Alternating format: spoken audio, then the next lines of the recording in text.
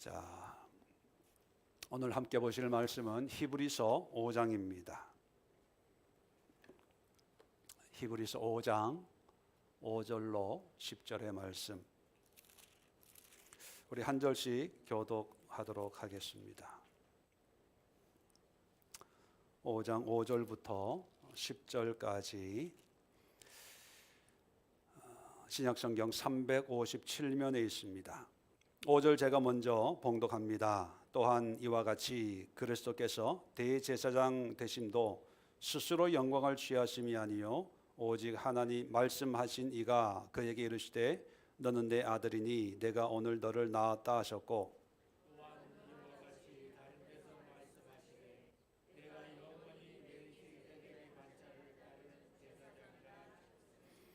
그는 육체에 계실 때에 자기를 죽음에서 능히 구원하실 이에게 심한 통곡과 눈물로 간구와 소원을 올렸고 그의 경건하심으로 말미암아 들으심을 얻었느니라.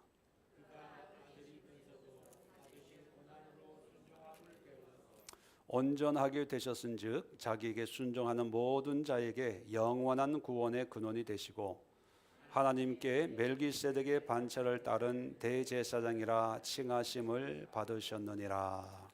아멘. 자, 오늘 이 말씀을 가지고 대제사장이 되기까지, 그런 제목으로 말씀을 함께 상고하려고 합니다. 이제 히브리서 이제 한 주간 정도 남아 있는데 좀 히브리서에서 얘기하려고 하는 게 무슨 내용이다라는 걸 조금 이제 이해가 되십니까? 좀 전체적인 내용을 좀 파악이 돼요. 이 히브리서는 원어적으로 보면 신약 성경 가운데 가장 문학적인 책이라고 그래요. 문학적인 책이라고 하는 것은 그 문법이나 수사 표현이 고급스럽답니다. 우리가 뭐 원어를 직접 접할 기회가 별로 없어서 또 원어적으로 뭐 깊은 이해가 없기 때문에 잘 모르는데 일반 그 서신서들 신약 성경에 사용되는 그런 단어보다도 훨씬 그 오래된 고어를 사용합니다. 헬라어가 고어라고 하는 오래된 언어라고 하는 것은 뭐냐면 예수님 당시에 사용된 헬라어는요 코이네라고 부릅니다. 코이네 그릭 헬라어인데 코이네라고 하는 것은 보편적인 일반적인 일상 사람들이 사용하는 그런 언어로 기록되어 있는데, 근데 로마 제국이 이제 전 세계를 이제 지배하다 보니까 어려우면 안 되잖아요. 고급스러우면 이게 일반인들이 사용하기 어렵기 때문에 코이네라고 하는 그런 언어로 헬라어를 공용어로 사용을 했다고 그래요. 근데 고어라고 하는 것은 뭐냐면 모든 사람이 사용하는 언어가 아니라 특별한 어떤 학문적인 그런 용도로 애초에 사용되었을 때 그 언어가 히브리서에 사용이 되어졌다고 그럽니다. 그래서 이 히브리서를 해석할 때 많은 어려움이 있고, 왜냐하면 지금은 다 없어졌기 때문에 이 단어의 의미가 어떻게 사용됐는지 다른 데서 이렇게 찾아봐야 되는데 찾을 길이 별로 없어서 좀 해석하고 또 이해하는데 쉽지 않은 그런 책이라고 합니다. 우리가 이 히브리서의 내용을 또 공부하다 보면 또 구약을 많이 인용을 해요.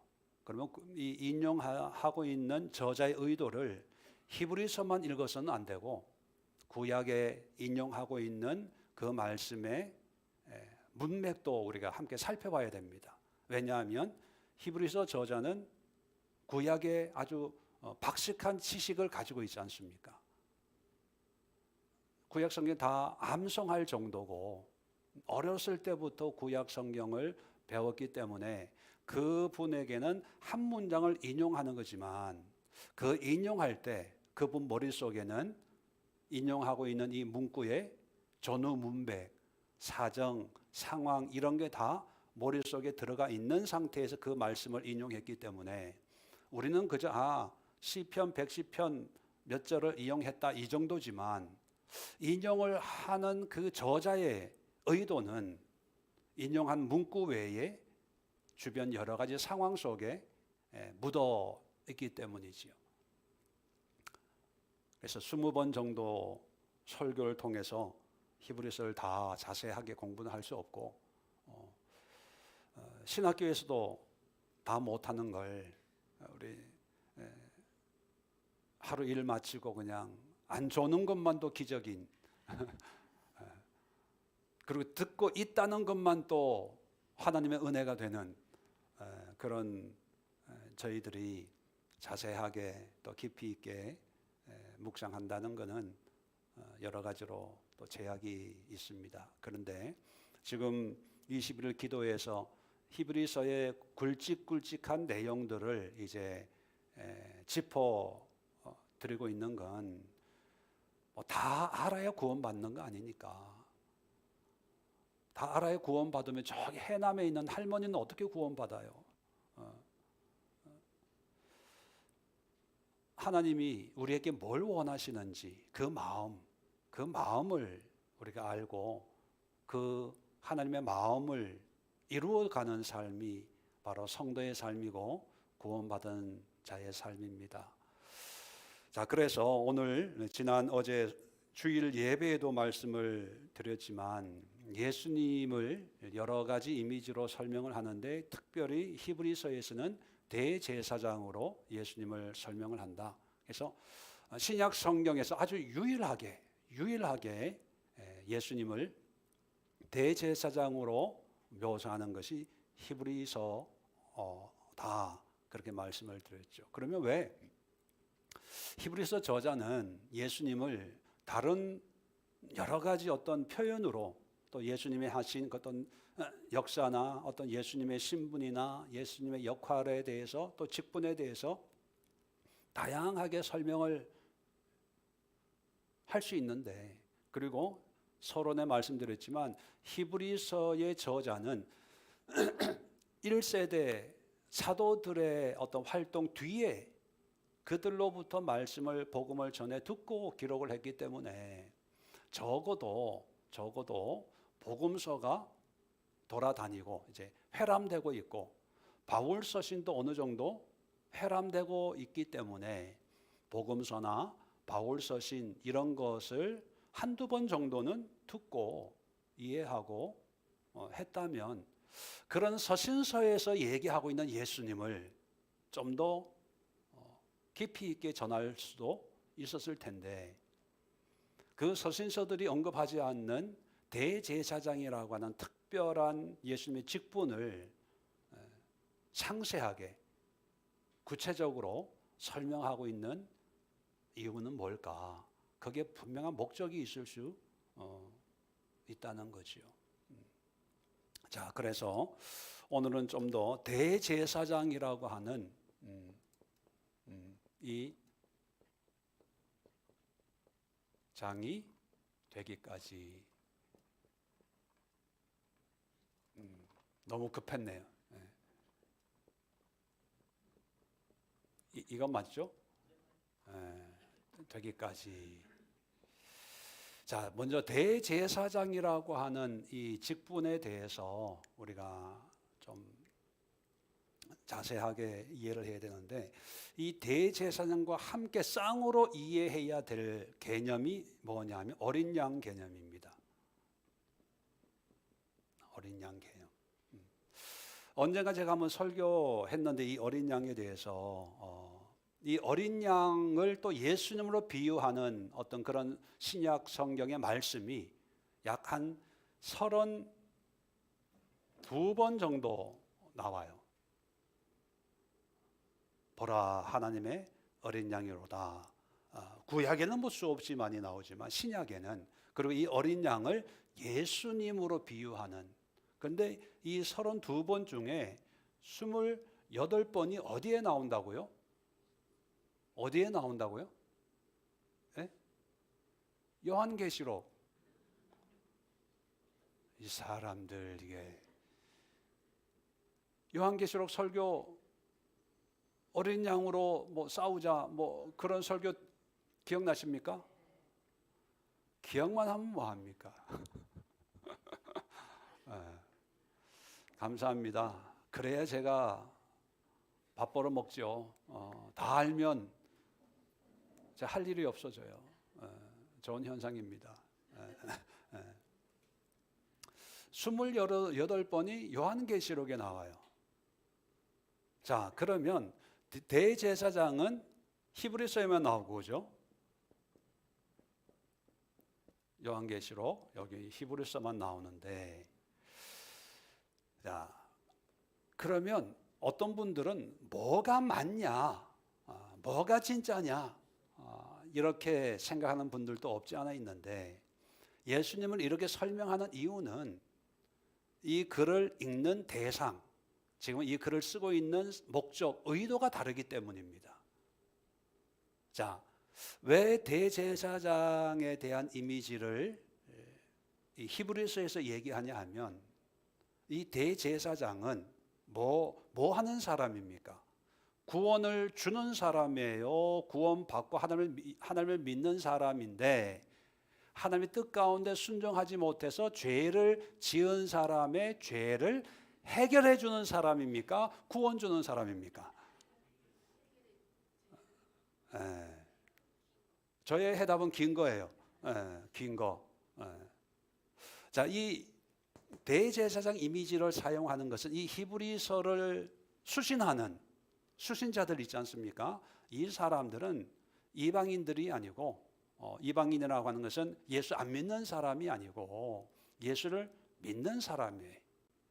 어떤 사람들은 오래됐어요. 성경에 보면 너희가 마땅히 선생이 되어야 될 터인데 아직도 그리스도의 도의 초보를 배워야 될 지경에 처해 있구나, 이렇게 야단 맞는 거 보면 신앙의 연륜이 오랜 사람, 누구와 같다? 왜 웃으세요? 하여튼 그런 사람들에게는 이미 어린 양, 뭐 십자가의 대속, 뭐 구원, 죄사함, 이런 기본적인 뭐 의미는 다 알고 또 그것을 이제 통과했다라고. 그래서 신앙생활 하는 데 있어서 현실적인 문제, 그리고 믿음이 자라지 않고 뜨겁지 않고 기도가 안 되고 뭐가 안 되고 뭐 불안하고 염려하고 믿음 생활하는 자꾸 친구가 전화해요. 그럼 마음이 약해져서 끌려가요. 뭐 이런 사람들. 놀러 가자 그래요. 가야 됩니까? 말아야 됩니까? 요즘 어려워가지고 주일날 가게 문 열어야 될까요? 닫아야 될까요? 애 학원비가 없는데 뭐 직장 기도할 시간 뭐 직장 일을 해야 돼요. 뭐 이런 거든. 우리의 어떤 그런 현실적인 문제에 이제 점점 타협하고 있는 거예요. 죄 속에 들어가고 있는 사람들이기 때문에 구원을 위해서 얘기하려고 하는 게 아니라 출애굽의 비유처럼 어린 양 유월절을 통해서 애굽에서 자유함을 받아서 하나님의 백성이 돼서 광야를 통과해서 가나안에 들어가려고 하는 사람들에게 시내산에서 대제사장을 임명을 했잖아요. 이 대제사장 임명한 것은 광야 생활하는 하나님의 백성으로 하나님의 낮에는 구름 밤에는 불기둥을 인도하는 그 인도함에 순종해서 한 걸음 한 걸음 나아가면서 그럼에도 범할 수 있는 죄의 문제를 해결해 주기 위해서 대제사장을 임명한 것처럼 이 히브리서도 그런 사람들을 위해서 기록한 거예요. 그래서 대제사장, 죄 지을 수 있어. 그러나 그 죄의 문제를 해결할 수 있어. 그게 끝이라고 생각하지 마. 왜? 이 사람들 유대인들이잖아요. 유대인들의 머릿속에는 죄를 지으면 하나님 앞에 심판받는다고 생각하는 거예요. 심판 안 받기 위해서는 어떻게 해야 된다고 배웠어요? 네? 하나님의 진노를 풀어주려면 옛날에 어렸을 때 유대교에 있을 때 어떻게 뭐 하라고 배웠어요? 제사 지내라고 배웠어요. 그죠? 그런데 지금 교회 와 있잖아요. 지금 교회 와 있는데 제사 지낼 수 있어요, 없어요? 지낼 수 없는 거예요. 죄는 범해. 근데 배운 대로 전통적으로 양이나 염소 가지고 제사를 지내면 그나마 그게 좀 위안이 돼서 안심이 되는데 그것도 못하게 해. 그러니까 불안해지는 거예요. 그러니까 슬금슬금 권사님들이 전보러 가는 것처럼 슬금슬금 옛날에 했던 대로 예루살렘 그 성전에 가가지고 양도 갖다 바치고 아무도 모르게 염소도 갖다 바치고. 왜? 불안하니까. 자, 그러고 있는데 누가 이제 알고, 야, 그럴 바에야 교회 다니지 말고 아예 옛날 하던 대로 편하게 이렇게 해. 뭐 그렇게 숨어서 그러냐?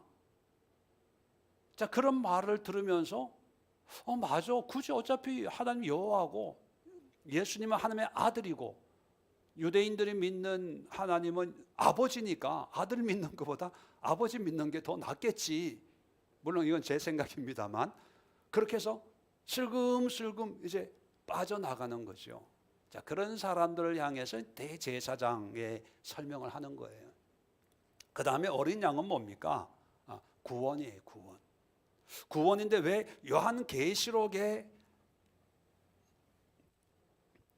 어린 양, 이 구원, 죄사함의 어떤 상징적인 이미지를 설명을 할까요? 여러분, 요한계시록은 어떤 종말에 대한, 종말을 대비하는 어떤 신앙이거든요. 종말이라고 하는 것은 하나님의 심판 안에 있는 거예요. 이거는 과정이에요. 과정이고 요한계시록은 어떤 마지막 심판대 앞에 서야 될 우리 마지막의 모습입니다. 그러니까 요한계시록은 어떤 과정을 얘기하는 게 아니라 상태를 얘기하는 거예요. 하나님의 구원을 끝까지 유지하고 있냐 없냐. 그러니까 이거는 어떤 과정적인 설명이고 삶을 얘기하는 거고, 요한계시록은 우리 믿음의 상태, 거룩한 세마포 옷을 입고 어린 양의 피로 영적인 싸움을 싸우면서 우리의 구원을 지키고 있냐 없냐. 그래서 요한계시록을 보면 예수님을요, 물론 1장, 2장 이런 데는 불꽃 같고 입에서 검이 나오고 끌린 옷을 입고 촛대 사이를 거닐고 이렇게 영광스러운 모습도 소개를 합니다. 근데 거의 대부분이 뭐냐면 어린 양으로, 싸울 때도 어린 양, 제한인을 뗄 때도 어린 양, 네. 또 찬양 받는 분도 어린 양이고 찬양할 때도 거룩하다 그 어린 양께 찬양을 하고 있는 이유가 바로 그거죠. 자, 그러면 이 두 개를 접목을 하면, 연결을 하면, 자, 어린 양의 은혜로 말미암아 구원을 받았다면 끝입니까? 내가 구원받았어. 이 어린 양을 통해서 하나님이 나를 구원하려고 만세전에 예정하시고 만세전에 나를 택하시고 또 지금 이 한국 이 구석에 있는 나를 하나님이 아시고 예수님이 어린 양이 되셔서 나의 죄를 다 십자가에 속하시고 나를 구원해 주셨어. 이게 우리가 보통 가지고 있는 구원관 아닙니까? 구원, 그죠? 자, 그러면 구원 받았어요. 신천지 구원파는 몇 날 며칠 날 구원 받은 날짜까지 이제 기억하고, 그런데 구원 받았어요. 그러면 그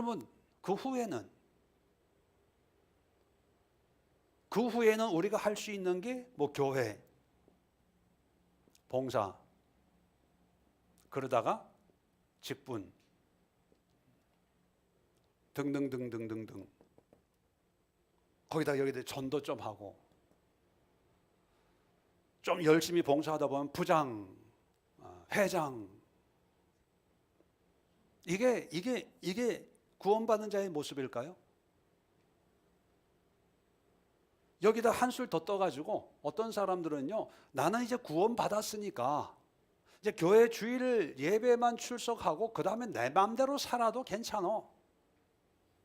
거기다가 또 비록 내가 죄를 짓고 교회를 안 나가더라도 하나님이 나를 구원하셨기 때문에 언젠가는 나를 불러다가 교회 안에 갖다 앉힐 거야. 그러고 그냥 자기 마음대로 사는, 교회 나오다가 안 나오다가, 봉사하다가 안 하다가, 직분 감당하다가 안 하다가, 바빠서 힘들어서 피곤해서 뭐 해서 그러면서도 나는 구원 받았음을 믿습니다. 할렐루야. 찬양이란 찬양 다 하고, 기도란 기도 다 하고, 은혜란 은혜는 다 얘기하면서, 이게 구원받은 자의 삶일까요? 아니라는 거예요. 구원을 받았다면 그 다음에 예수님이 우리의 대제사장이 되셔야 돼요. 이스라엘 백성들이 유월절 어린 양으로 출애굽을 해서 광야로 나왔지만 구원의 은혜는 받았지만 완전한 구원에 이르지를 못했잖아요. 그죠? 완전한 안식에 이르지를 못했기 때문에 안식을 향해서 가는 과정이 우리에게 남아 있는데, 그 과정에서 우리를 하나님과 화목시켜주는 중간자, 중보자 역할을 할 사람이 있어요. 왜? 대제사장이 없으면 우리가 죄를 지을 수밖에 없잖아요. 그럼 누가 판단할까요? 하나님이 직접 판단하실 수밖에 없어요. 그럼 하나님이 판단하시면 일이 더 복잡해져요. 힘들어져요. 그래서 하나님이 이 대제사장을 세우신 거예요. 자, 오늘 5장, 이 개념을 가지고 5장 전체를 10절까지 한번 보겠습니다. 자, 1절입니다. 대제사장마다 사람 가운데서 택한 자이므로 하나님께 속한 일에 사람을 위하여 예물과 속지 않은 제사를 드리게 하나니. 자, 사람을 위해, 죄인이죠. 죄를 지은 사람을 위해 예물과 속죄하는 제사를 드리게 해요. 누가요? 하나님이. 다시 말하면 이 대제사장은 우리 인간이 필요해서 이런 사람을 좀 세워주세요, 그렇게 한 게 아니고 하나님이 세운 거예요. 왜? 내가 직접 개입하면 문제가 힘들어지니까. 하나님이 직접 세우신 거예요. 자, 2절입니다. 그가 하나님입니다. 무식하고 미혹된 자를 능히 용납할 수 있는 것은 하나님이 아니라 이게 대제사장입니다. 대제사장이 무식하고 미혹한 자, 누구를 지칭하는 걸까요? 죄지 우리 인간들을 능히 용납할 수 있는 것. 용납한다는 것은요, 이해할 수 있는 거예요. 이해할 수 있는 것은 자기도 연약함에 휩싸였습니다. 어제 말씀드린 것처럼 이 대제사장은 중간자니까 사람의 처지도 알고 하나님의 처지도 알아야 중간 이게 화목을 이루잖아요. 그러니까 사람 대제사장은 하나님에 대해서는 잘 몰라. 그래도 사람에 대해서는 잘 알아. 왜? 자기도 그렇게 살았으니까. 그러니까 인간이 지은 죄에 대한 그런 연약함에 대해서 이해할 수 있고 또 그 사정을 알 수 있다, 이런 의미입니다. 자, 3절입니다. 그러므로 백성을 위하여 속죄제를 드림과 같이 또한 자신을 위하여도 드리는 것이 마땅하니라. 백성을 위해서도 드리고 자기도 위해서 드린다는 건 뭐냐면 자기도 똑같은 죄인이라는 거예요. 완전하지가 않다는 거예요. 그런데도 하나님이 택하여서 아론의 후손들을 대제사장으로 세운 거예요. 자, 이 하나님이 택해서 구별해 놓은 것, 이게 성경적인 용어로 뭐라고 부릅니까? 이게 거룩이에요. 거룩이라는 게 구별해 놓는 거예요. 그래서 이 대제사장은 연약하지만 부족하지만 하나님이 구별해 놨기 때문에 하나님 보시기엔 거룩한 거예요. 거룩하기 때문에 거룩한 하나님과 소통할 수 있어요, 없어요? 있어요. 그러니까 이 대제사장은 하나님 앞에 우리의 연약함을 거할 수가 있는 거예요. 네. 자, 그 얘기를 하는 거예요. 자, 4절입니다. 이 종기는 이 대제사장의 이 특별한 어떤 하나님의 택하심, 세우심, 그 종기를 얘기하는 겁니다. 아무도 스스로 취하지 못하고 오직 아론과 같이 하나님의 부르심을 받은 자여라 할 것이니라. 그러니까 하나님이 너 해라 이렇게 해야 된다는 거예요. 그래서 존귀한 아주 특별한 어떤 그런 직분이다. 자, 5절입니다. 5절부터는 이제 예수님에 대한 걸 얘기합니다. 지금까지는 이제 아론에 대한 얘기고 5절 또한 이와 같이 그리스도께서 대제사장이 되심도 스스로 영광을 취하심이 아니요 오직 말씀하신 이가 그에게 이르시되 너는 내 아들이니 내가 오늘 너를 낳았다 하셨고, 이 얘기는 뭐냐면 예수님도 나 대제사장 될래요 해서 된 게 아니라 하나님이 세운 거예요. 근데 예수님은 누구예요?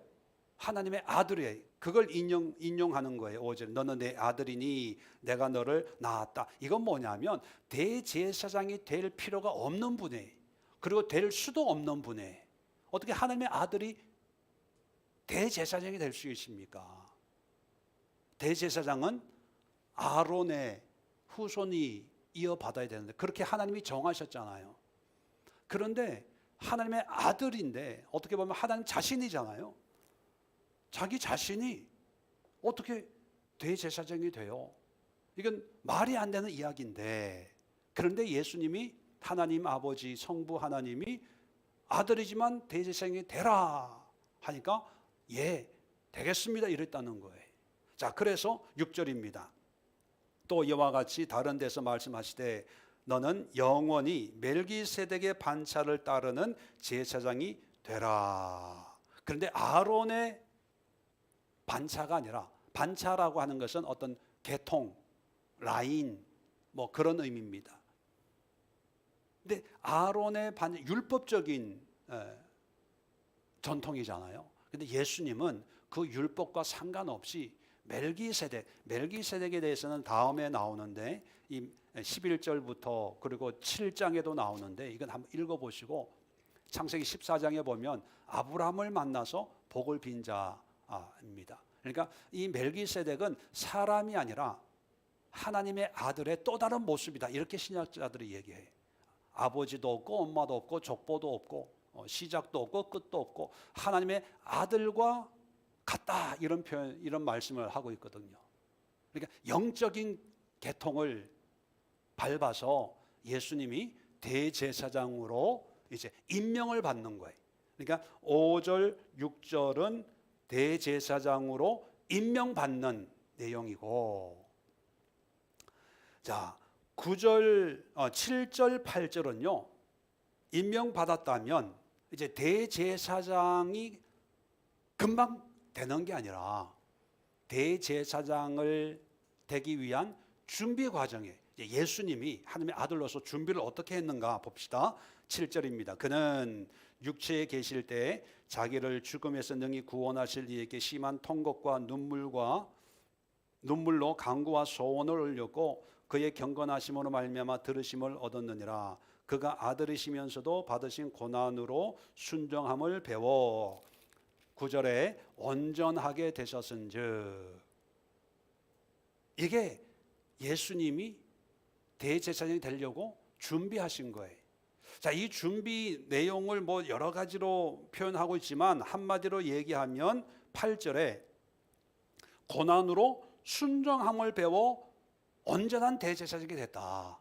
그렇게 요약을 할 수가 있습니다. 눈물, 뭐 통고, 간구, 뭐 이런 표현이 우리 인간이 죄로 말미암아 누리고 있는 모든 어떤 그런 아픔과 상처를 다 예수님이 섭렵을 했다는 거예요. 그런 고난을 통해서 고난을 통해서 우리 인간들의 그런 무식하고 연약한 그런 모습을 다 경험했기 때문에 이제 하나님과 인간 사이의 중간자 역할을 이제 잘 할 수 있게 됐다는 거예요. 이건 뭐냐면 우리는 그냥 예수님이 이 땅에 인간으로 오셔서 십자가에 달려 그냥 돌아가시고, 어떤 사람들은 또 그렇게까지 상상을 합니다.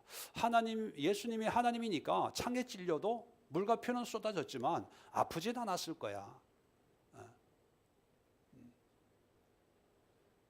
하나님이 어떻게 고통을 느끼겠어? 40일 금식을 해도 별로 배가 안 고팠을 거예요. 그러니까 돌로 떡을 만들어 그래도 배가 안 고프니까 그걸 왜 만들어? 뭐 이렇게 생각하는, 예수님을 너무 신령하게 생각하는 그런 분들도 없지 않아 있는데, 대제사장의 역할을 감당하기 위해서 예수님이 이런 준비를 하셨어요. 그럼 왜 하나님이 예수님을 대제사장으로 임명을 하셨을까요? 이건 누구를 위한 걸까요? 우리를 위한 거예요. 하나님도 아세요. 죄인이 내 앞에 서면 하나님의 본질상, 본성상 가만히 둘 수 없다는 것을 하나님도 알아요. 그래서 하나님의 영광을 누구에게도 경험하지 못하도록 모세가 시내산에 올라와 있을 때 여기 짐승도 이 근처 얼씬 그러게 하지 마. 너만 올라와. 이렇게 할 정도의 그런 하나님이기 때문에 구원은 받았지만 여전히 불평불만하고 있는 이 사람들을 내가 직접 개입을 하면 죄의 결과인, 대가인 죽음을 요구할 수밖에 없는 하나님의 본성 때문에 하나님이 자진해서 대제사장을, 구약에는 아론의 후손들을 세웠고, 그런데 얘네들이 제대로 하지를 못해요. 나중에 이제 성경을 보면 제대로 하지 못하기 때문에 하나님의 아들에게 네가 해라. 네가 해라. 네가 해줘야 되겠다. 자, 여기서 우리가 하나 기억해야 될 게, 하나님은 우리의 어떤 모습도 사랑한다는 거예요. 우리가 어린 양으로 구원받을 때도 사랑하셨죠. 그런데 구원받은 자로서 죄를 지었을 때도 하나님이 우리를 사랑하셔요. 그래서 우리를 죄에 대한 대가를 요구하는 걸 좋아하는 분이 아니라 어떻게 하면 기회를 줘서 죄를 깨닫게 하고 다시 돌아오도록 하나님 입장에서는 무던히도 참고 수단 방법을 다 가리지 않고 그런 혜택을 베풀려고 하는 거예요. 그 가운데 하나가 예수님이 대제사장이 되신 거예요. 그러니까 어린 양으로만 예수님이 끝났다면 우리는 위험해요. 이 구원을 우리가 바르게 끝까지 지켜나갈 사람이 몇이나 됩니까? 근데 이 대제사장이 되심으로 해서 또 한 번의 기회가 주어지는 거예요. 예수님이 자 9절 봅시다. 자, 그래서 이제 대제사장이 되신 거죠. 온전하게 되셨은즉 자기에게 순종하는 모든 자에게 영원한 구원의 근원이 되시고 하나님께 멜기세덱의 반차를 따른 대제사장이라 칭함을 받으셨느니라. 칭함을 받았다. 이게 뭐냐면 이제 대제사장으로 취임하는 거예요. 인정받아서 그래. 아까는 이제 임명했고 네가 대제사장이 돼야 되겠다. 그 말씀에 예수님이 여러 가지로 이제 준비하셨고 33년 동안 준비하셨다가 이제 그런 순종함을 통해서 하나님 앞에 인정을 받은 거예요. 그래, 네가 대제사장이 되라. 그러면 예수님을 대제사장으로 임명했다는 의미는 뭘까요? 온전한 대제사장으로 내가 인정해 줄게. 그것은 뭐냐면 예수님의 대제사장적 사역을 내가 받아주겠다는 거예요. 그 얘기 뭐냐면 예수님이 우리의 죄를 가지고 오잖아요. 그래서 이만저만 했습니다 하면 죄 지은 인간을 보면 괘씸하기 짝이 없지만, 근데 그 중간에서 대제사장적인 중보를 하고 있는 예수님을 보면, 내 아들을 보면, 그래, 네가 내가 대제사장 하라고 했을 때 네가 거절하지 않고 순순히 순종하고, 또 이 인간들의 이 고난과 아픔과 연약함을 네가 그렇게 신실하게 순종함으로 배우는 그 모습을 내가 인정해 줄게. 그래서 죄 지은 사람은 당장 내가 심판해야 되겠지만 내가 너를 보고 용서해 줄게. 그렇게 하나님이 예수님을 대제사장으로 인정을 했다는 거예요. 이게 엄청난 놀라운, 어린 양의 어떤 십자가의 은혜도 참 큰 은혜지만, 또 그 이후에 어떻게 보면 우리의 대상에 우리는 이제 구원 받았잖아요. 단지 구원에 합당한 삶을 못 살고 있을 뿐이지. 자, 구원의 삶을 살지 못하는 사람들에게는 이 어린 양의 의미가 물론 중요해요.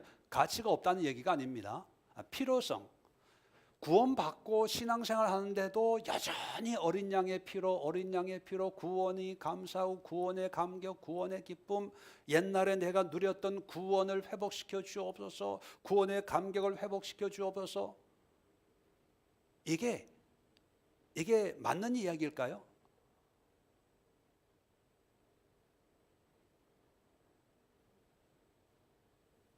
그래서 히브리서는요, 신앙의 초보로 돌아가지 마라, 그렇게 얘기합니다. 예, 필요 없는 게 아니에요. 중요하고 의미가 있고, 정말 예수님이 이 땅에 오신 목적이 구원이잖아요. 그런데 이제 이 구원의 은혜를 누렸으면 여기에 좀 머물지 마라, 이 바보들아.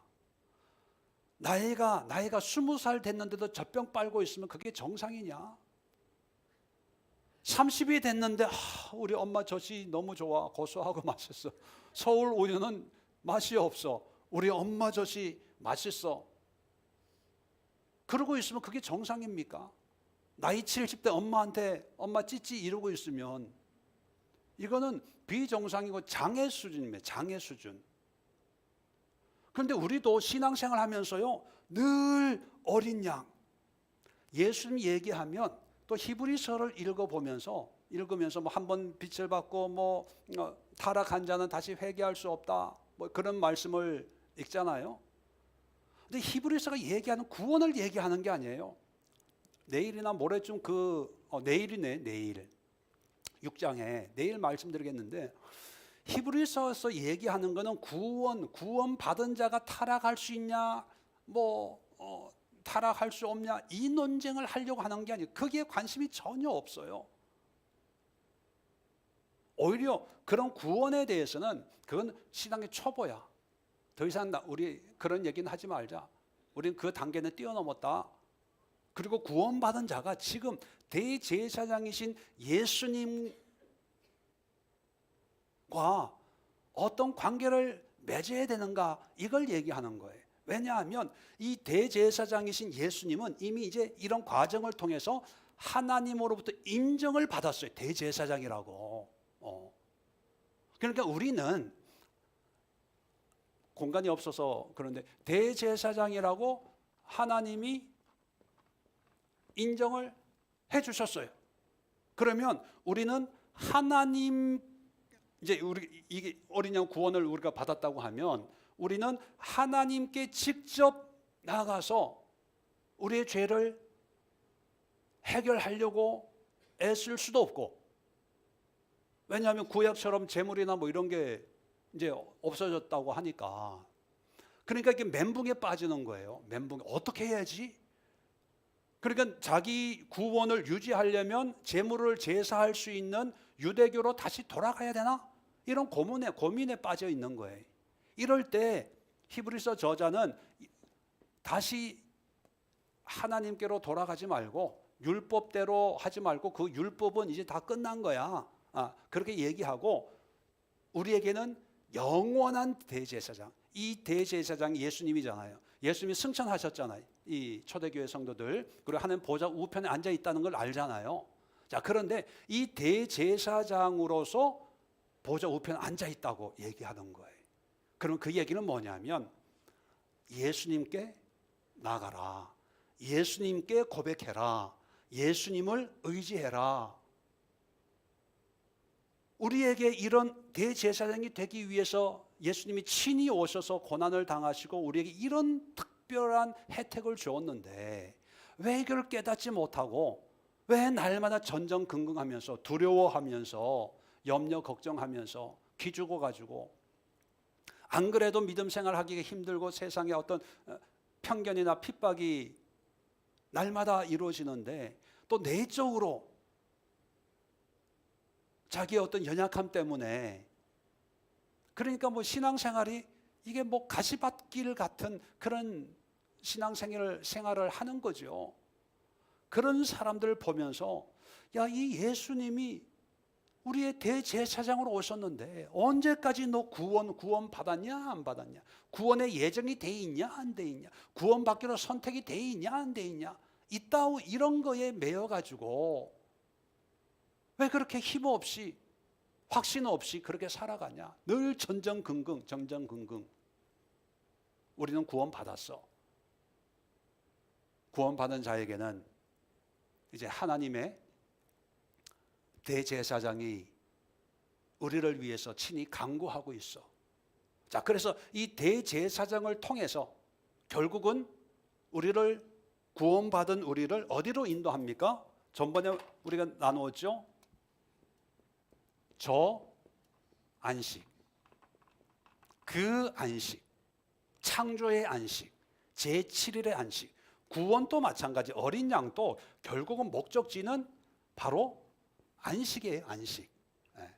이 안식은 죽어서 가는 천국이 아니라, 그리고 이 안식은 가나안 땅처럼 이 땅에 있는 어떤 장소가 아니라, 이 안식은 하나님의 창조의 그 은혜를 함께 공유하고 찬양하고 인정하는, 이건 이제 구약에서는, 구약 율법적으로는 하나님이 왕이시고 우리는 그의 백성, 하나님은 우리의 아버지, 신약적으로는 하나님은 우리의 아버지시고 우리는 그의 자녀.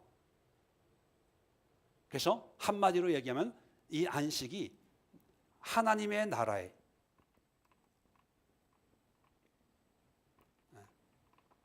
하나님 나라, 천당도요 하나님 나라의 영적인 개념이고, 우리가 구원받고 예수님과 함께 날마다 살아가는 그 삶도 현실의 하나님의 나라예요. 그러니까 우리 그리스도인들에게는 이 예수님과 함께 이 참된 안식, 진정한 안식을 위해 살아가는 사람들은 죽음이라는 게 아무 의미가 없어지는 거예요. 그래서 살아도 천국, 죽어도 천국. 살아서 천국은 육신을 가지고 만들어 가는 거고, 죽어서 천국은 영이 가는 거고. 그래서 나중에 예수님의 재림의 때에 이 땅에 있는 먼지와 티끌로 변해 있을 우리의 육신이 우리의 영과 다시 만나는 거고. 그러니까 여러분, 그러면 신학적으로 뭐 예수님이 올 때 우리는 어떤 모습으로 만날까 여러분 신경 쓰지 말아요. 그건 우리의 능력 밖이에요.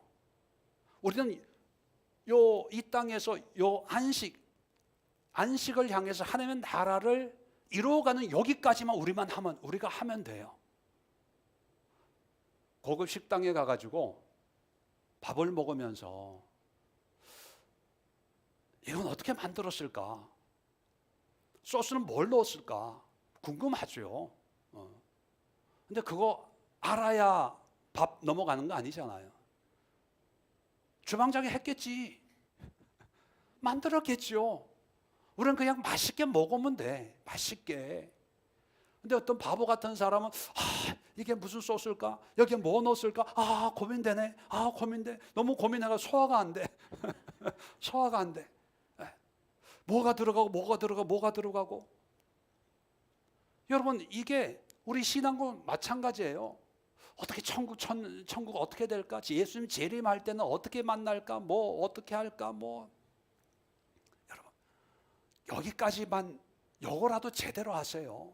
그러면 그거는 우리가 신경 안 써도 하나님이 요리사고 주방장이 되어가지고 하나님이 다 알아서 해요. 그래서 성경은 어떤 우리의 죽음 이후에 대해서는 흐릿하게 얘기하는 거예요. 흐릿하게. 그렇게 중요하지 않았어요. 근데 초대교회 성도들은요, 그렇게 죽음 뒤에 어떤 흐릿한 내용이지만 그게 관심을 두지 않았어요. 대신에 믿음을 가지고 신실하게 충성되이 진실된 마음으로 이 안식에 들어가기 위해서 사자굴에 들어가고 순교의 길을 가고 핍박의 길을 가고 고난의 길을 갔던 거예요. 죽음 이후에 되어질 그런 일들을 비디오 보듯이 확연하게 보고 이렇게 되니까 이제 죽으러 가자, 이게 아니에요. 정리를 합시다. 우리에게는 어린 양의 예수님이 아니라 대제사장이신 예수님이 더 절실해요. 이 히브리서의 수신자들처럼. 왜냐하면 구원은 받았지만 여전히 우리의 문제들이 있으니까. 그래서 예수님이 그냥 십자가 2000년 전에 우리를 구원해 주신 예수님, 그렇게만 생각하지 마세요.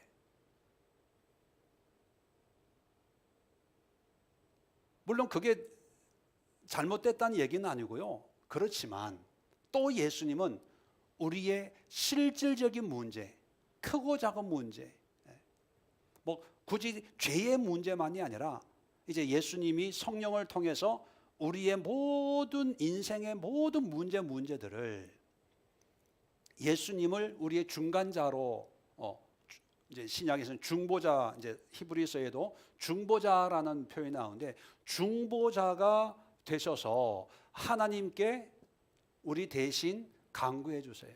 사업 예수님께 부탁하세요. 미래 예수님께 부탁하세요. 건강 예수님께 부탁하세요. 뭐 우리의 일상 예수님께 부탁하세요. 그것을 신약 성경에는 너희가 내 이름으로 구하면 하나님이 뭐 하신다? 시행하시리라. 너희가 얻지 못하면 구하지 아니함이라. 내 이름으로 구해. 예수님의 이름으로 구하라는 게 뭐냐면 바로 우리의 중보자. 예수님이 어떤 분이고 어떤 신분이고 또 어떻게 대제사장이 되셨는지 이런 거를 우리가 믿고 신뢰하는 그 예수님. 무조건 예수의 이름으로 기도합니다. 이렇게 기도한다고 이루어지는 건 아니에요. 또 그렇게 기도하라고 얘기하는 게 아니에요. 기도 끝날 때마다 예수님의 이름으로 기도. 어떤 목사님은요, 제가 직접 들었는데 기도원에서 예수님의 이름으로 기도합니다. 이걸 꼭 해야 된대요. 그걸 비유로 어떻게 비유로 하냐면 우표래, 우표. 편지 구구절절히 써가지고 이제 보내는데 우표를 안 붙이면 가겠냐는 거예요. 안 간다는 거예요. 그 비유를 하면서 기도 다 하고 예수님의 이름으로 기도합니다라는 우표를 딱 붙여야 이 우표가 하늘나라 우체국에 전달된다는 거예요. 야, 참 머리도 어떻게 그런 기발한 아이디어를 가지고 있는지. 여러분, 그런 게 전혀 아니에요. 예수님의 이름으로 기도한다는 것은 예수님의 이러한 모든 사역을 이해하고 깨닫고 이런 예수님의 이런 마음을 충분히 공감하는 그런 마음으로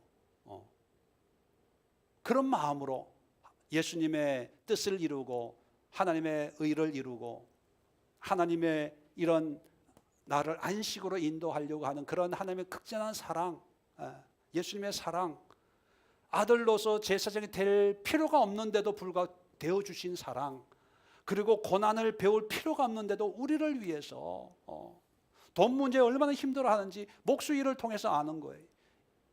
세상살이가 얼마나 힘든지 그런 공생에 통해서 가족 관계가 형제 관계가, 사랑 관계가 얼마나 힘든지 형제 관계를 통해서, 또 사랑하는 사람을 잃어버린 그 아픔이, 슬픔이 얼마나 큰지.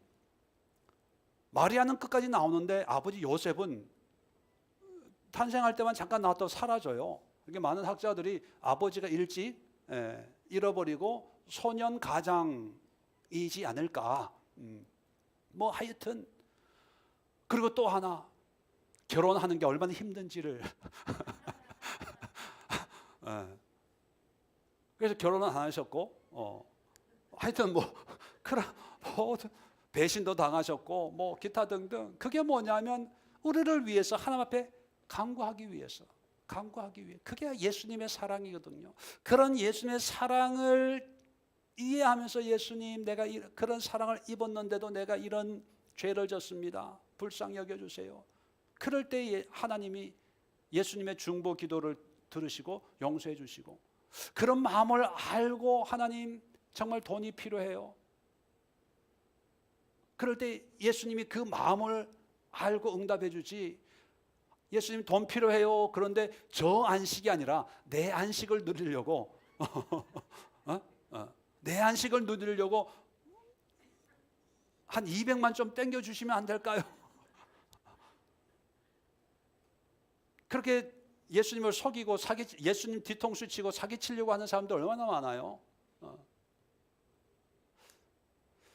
자, 대제사장의 이미지 좀 이제 분명히 머리 들어왔나요? 그러면 기도해야 되겠죠. 여러분, 이 예수님 앞에 한번 여러분 마음을 내어놓으십시오. 구원을 위해서가 아니라 내 삶을 위해서, 그냥 건강 위해서 기도하지 마시고, 그냥 돈 위해서 기도하지 마시고, 정말 하나님이 이렇게 우리를 사랑하시면서 궁극적으로는 하나님의 안식을 맛보게 하는 거예요. 안식. 이 안식은 돈 없으면 못 누릴까요? 이 안식은 몸이 아프면 못 누릴까요? 이 안식은 유명해지지 않으면 못 누릴까요? 이 안식은 좋은 차, 좋은 아파트에 살지 못하면 절대로 누릴 수 없는 걸까요? 아니에요. 사자굴 앞에서도 이 안식을 누렸을 때 찬양할 수 있었어요. 순교의 길을 가면서도 이 안식을 누렸을 때 기뻐하고 즐거워할 수 있었어요. 지금 우리의 문제는 환경의 문제가 아니라 바로 예수님이 우리에게 없다는 거예요. 예수님이. 우리의 근본적인 문제는 돈, 명예, 좋은 대통령이 없어서도 아니고요, 교회 좋은 건물이 없어서도 아니고, 설교 잘하는 목사님이 없어서도 아니고, 근본적인 문제는 이 예수님에 대한 이해가 없어서 그런 거예요. 이 시간 기도합시다. 예수님이, 이거 안 가져왔네. 네. 예수님이 나의 대제사장이 되기까지 주님이 나를 사랑한 그 사랑을 깨닫게 하옵소서. 예수님의 그 고통과 아픔을 통해서 나를 이해하려고, 연약한 나를 긍휼히 여기시려고, 하나님께 내 대신에 간구해 주시려고 나의 고통을 예수님이 친히 경험하신 그 사랑을 내가 잊었습니다. 용서해 주옵소서. 그러나 지금 이 시간부터 그 예수님을 다시 한번 마음에 모셔드리고, 나의 대제사장으로, 하나님의 아들로, 나의 인도자로 모셔드립니다. 환영합니다. 그리고 그 예수님과 더욱 친밀해지겠습니다. 예수님의 더 깊은 사귐을 갖겠습니다. 예수님과 더 뜨거운 친밀한 관계를 누리겠습니다. 예수님이 이 땅에 오셔서 너무 감사해요. 너무 고마워요. 구원의 삶, 늘 넘어지고 쓰러지는 나를 예수님 저 안식에 이르기까지 인도해 주옵소서. 이끌어 주옵소서. 나를 도와 주옵소서. 나에게 힘을 주시고 용기를 주시고, 나에게 예수님께 꼭 붙어 있는, 예수님과 1cm도 떨어지지 않는 주님만 옷자락 붙들고 남은 생애를 걸어갈 수 있는 그런 믿음과 삶을 허락해 주세요. 우리 주여 한번 힘차게 외치고